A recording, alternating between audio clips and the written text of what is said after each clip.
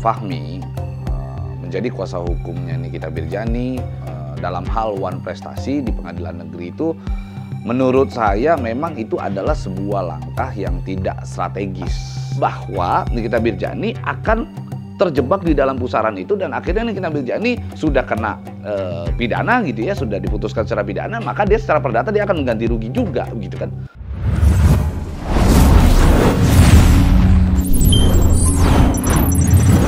Ya, sejak awal ketika Fahmi menjadi kuasa hukumnya Nikita Mirzani lalu melakukan gugatan secara keperdataan dalam hal One Prestasi di pengadilan negeri itu, menurut saya memang itu adalah sebuah langkah yang tidak strategis. Menurut saya itu adalah langkah yang tidak efektif dalam rangka pembelaan terhadap persoalan atau kasus yang sedang dihadapi oleh Nikita Mirzani gitu. Kenapa? Begini, ada beberapa pertimbangan yang memang harus kita harus kita betul-betul teliti gitu ya di dalam persoalan ini begitu. Kita belum tahu saat ini Nikita Mirzani akan seperti apa di dalam proses persidangan. Sekalipun kita masih memiliki keyakinan bahwa Nikita Mirzani bisa bebas, berpotensi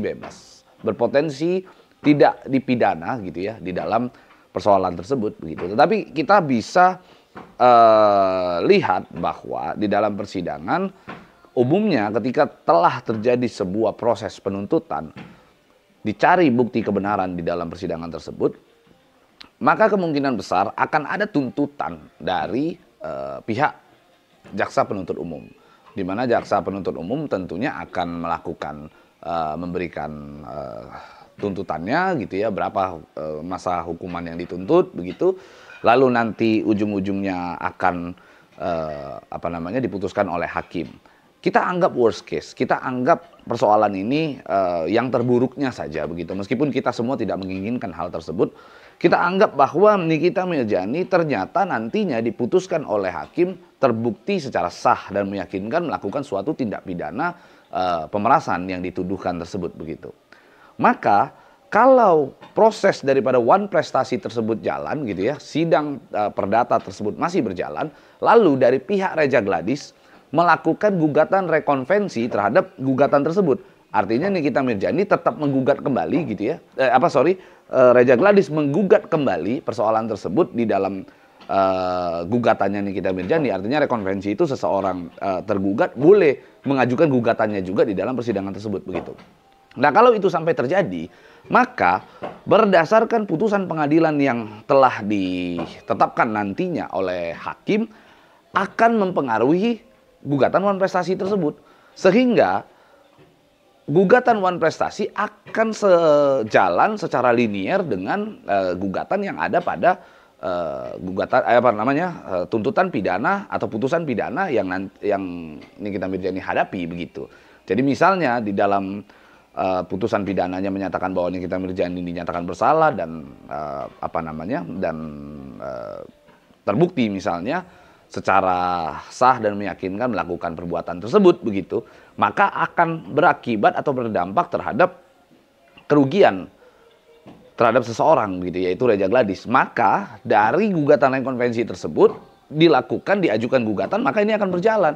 Maka berapa total nilai kerugiannya bisa jadi Nikita Mirzani akan mengganti ke Reja Gladys ke depannya. Maka menurut saya langkah dengan melakukan gugatan One Prestasi tersebut adalah langkah yang menurut saya tidak strategis sejak awal begitu. Sejak awal saya sudah mengatakan begitu. Nah, kalau kita seandainya ingin melakukan satu bentuk upaya hukum, saya lebih sepakat begitu bahwa dari pihak Nikita Mirzani mungkin bisa melakukan gugatan, bukan gugatan tapi gugatan sederhana gitu ya, permohonan konsinyasi. Permohonan konsinyasi melalui pengadilan negeri.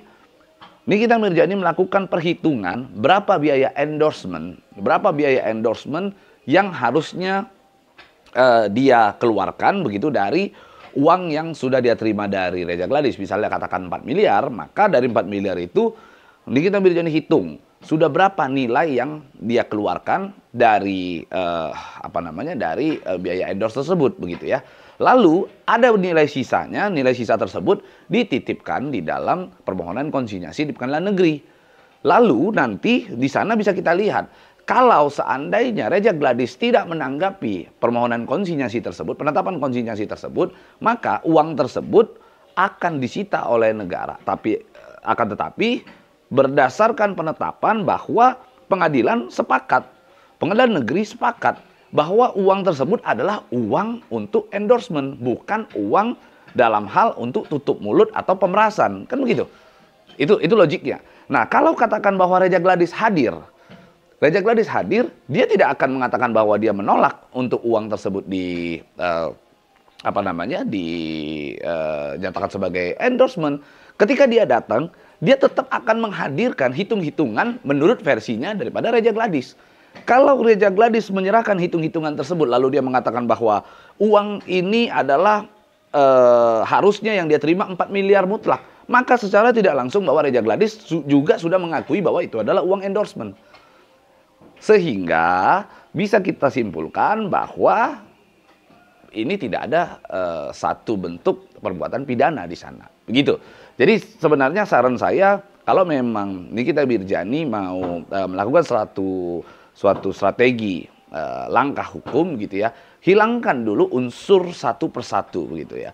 Mulai dari yang pasti akan dilihat oleh JPU gitu ya, Jaksa Penuntut Umum dan Hakim, dia akan melihat mens reanya dulu. Ada nggak niat jahat di sana? Nah, kalau seandainya kita sudah punya itikat baik dengan melakukan pengembalian melalui penetapan konsinyasi pengadilan, maka tentunya itu sudah menjadi satu hal yang menggugurkan sebuah niatan jahat. Berarti dipastikan bahwa Nikita Mirzani tidak memiliki niat jahat atau mens rea di situ. Itu sebenarnya poinnya gitu. Tapi kalau pada prinsipnya ya menurut saya Nikita Mirzani kalaupun tidak ingin melakukan satu gugatan konsinyasi, maka Nikita Mirzani bisa fokus terhadap urusan pidananya. Karena sangat mudah untuk sebenarnya mematahkan pasal pemerasan yang dituduhkan terhadap Nikita Mirzani itu gitu. Sekarang saya mau kasih logika yang sangat simpel begitu ya. Siapa yang bisa memastikan bahwa Nikita Mirzani melakukan pemerasan? Satu-satunya orang yang bisa menghadirkan keterlibatan Nikita Mirzani di dalam persoalan ini cuma satu orang, yaitu Mail. Hanya Mail yang menjadi saksi kunci atau saksi mahkota terhadap Nikita Mirzani. Apakah Nikita Mirzani benar-benar yang menyuruh Mail melakukan? Nah, dari rekaman pembicaraan yang mungkin bisa kita perdengarkan sama-sama, yang sudah beredar bahwa Mail sendiri menyatakan bahwa dia hanya memberikan saran. Dia memberikan saran dan bahkan di sana jelas sekali Mail mengatakan Nikita Mirzani belum tahu soal persoalan ini gitu. Nikita Mirzani justru tidak tahu komunikasi antara Mail dengan Reja Gladys. Kalaupun seandainya ujung-ujungnya tahu, saksi kuncinya adalah Mail. Apakah Nikita Mirzani benar-benar terlibat di dalam persoalan tersebut? Apakah benar bahwa Nikita Mirzani yang menyuruh Mail untuk melakukan perbuatan tersebut? Nah, itu kan poinnya. Maka kita lihat, kalau seandainya Mail bertahan dengan keterangannya yang mengatakan bahwa dia menyuruh dia meminta Reja Gladys untuk mengeluarkan uang tersebut atas inisiatifnya, lalu memang Mail mengatakan itu adalah uang endorsement, maka menurut saya tidak ada unsur pidana di sana. Maka tidak bisa Nikita Mirzani dijerat dengan pasal pemerasan itu. Ya tentunya kalau kita mau bicara keuntungan kerugian kan sudah bisa jelas kita lihat gitu ya. Kalau seandainya tetap ini gugatan perdata dijalankan, Wan Prestasi ini tetap jalan begitu. Lalu kita anggap in worst case-nya satu hal yang terburuk terjadi di dalam gugatan pidana, di dalam tuntutan pidananya, nanti putusan pidananya Nikita Mirzani ternyata dinyatakan bersalah, lalu Reja Gladys melakukan gugatan rekonvensi terhadap gugatan tersebut, maka jelas bahwa Nikita Mirzani akan terjebak di dalam pusaran itu dan akhirnya Nikita Mirzani sudah kena pidana gitu ya, sudah diputuskan secara pidana, maka dia secara perdata dia akan mengganti rugi juga gitu kan. Ini kan menjadi suatu perbuatan yang dilema begitu. Maka langkah strategis yang dilakukan oleh Fahmi adalah hentikan. Itu memang sudah tepat. Hentikan gugatan Wan Prestasi itu. Kalaupun kita mau melakukan satu gugatan, tadi saran saya lakukan permohonan konsinyasi ke pengadilan negeri. dengan cara menitipkan saja uang yang menurut hitungan daripada Nikita Mirzani, kepentingan endorse-nya berapa, titipkan sisanya, taruh berapa pengeluarannya, titipkan di pengadilan. Kalau seandainya Reja Gladys tidak menganggap itu, intinya pengadilan telah memberikan penetapan bahwa Nikita Mirzani beritikat baik mengembalikan uang itu, kan clear sebenarnya. Artinya kalau seseorang punya itikat baik, maka itu akan berdampak terhadap urusan pidana yang Nikita Mirzani sedang hadapi. Karena dari pengadilan tersebut sudah menerima pengembalian dari Nikita Mirzani, menerima uang tersebut. Kan begitu persoalannya. Nah lalu setelah uang tersebut dititipkan ke pengadilan, lalu nanti dalam jangka waktu yang ditetapkan oleh pengadilan ternyata Reja Gladys tidak mengambil, maka uang tersebut ya diserahkan kepada negara, disita oleh negara, diambil oleh negara, menjadi kekayaan daripada negara. Tapi kalaupun Reja Gladys datang mengambil, berarti secara tersirat bahwa Reja Gladys menerima dan Reja Gladys menyatakan setuju dan sepakat bahwa itu adalah uang endorse, kan itu kan sebenarnya poinnya. Maka tidak ada berarti unsur pemerasannya, benar telah terjadi kesepakatan. Atau ketika Nikita Mirzani melakukan konsinyasi, lalu nanti diundang Reja Gladys datang, dipertanyakan kepada Reja Gladys, benar nggak ini uang hitung-hitungan yang dibuat oleh Nikita Mirzani ini sudah benar apa belum? Apa yang akan dijawab oleh Reja Gladys? Reja Gladys selalu mengatakan, oh tidak benar, harusnya 4 miliar full. Berarti ketika dia menjawab itu, maka Reja Gladys sepakat bahwa itu adalah uang endorse juga. Clear jadi kalau kita dalam membuat satu strategi pembelaan hukum, kita harus melihat bahwa strategi mana yang paling tepat dan kita harus memberikan beberapa opsi yang memang benar-benar menguntungkan bagi klien kita. Itu sih sebenarnya poinnya. Kalau saya melihat bahwa apa yang dilakukan oleh Fahmi di dalam gugatan tersebut, saya yakin Fahmi juga menyadari bahwa ada kelemahan secara formil di dalam gugatan Wan Prestasi tersebut. Bisa jadi gugatan Wan Prestasi tersebut tidak cukup bukti secara formil untuk diteruskan. Karena saya beberapa kali memperhatikan statement daripada Fahmi bahwa ada kesepakatan secara lisan. Sementara di dalam urusan keperdataan, ketika kita melakukan satu gugatan perdata, yang dicari adalah kebenaran formilnya. Kebenaran formil itu bisa kita lihat dari surat perjanjian. Adakah kesepakatan antara pihak Nikita Mirzani dengan Reja Gladys? Itu kan akan diperhatikan. Nah, kalaupun ada, mana buktinya? Dan sangat mudah sebenarnya untuk dibantah oleh Reja Gladys. Kalau memang sudah ada kesepakatan, nggak mungkin lah dia melaporkan. Kan itu kan sebenarnya yang ingin yang nantinya akan terjadi. Maka nanti akan muncul lagi debat kusir, akan muncul lagi debat tebal di situ. Nah, sehingga menurut saya itu adalah langkah yang kurang strategis, kan begitu. Nah, dampak hukum untuk hal yang lain yang nggak ada. Paling ujung-ujungnya nanti ketika gugatan Wan Prestasi itu dilakukan akan disebut dengan NO gitu kan, bahwa gugatan tersebut ditolak gitu. Nah, tapi kalau dilakukan permohonan konsinyasi, maka akan berdampak terhadap putusan pengadilan terhadap putusan pidana nanti Nikita Mirzani begitu. Apakah nanti putusan tersebut bisa jadi onslaught bahwa ditemukan satu bentuk kesalahan perbuatan daripada Nikita Mirzani, akan tetapi tidak ditemukan tindak pidana, maka Nikita Mirzani bisa bebas. Itu kan sebenarnya poinnya.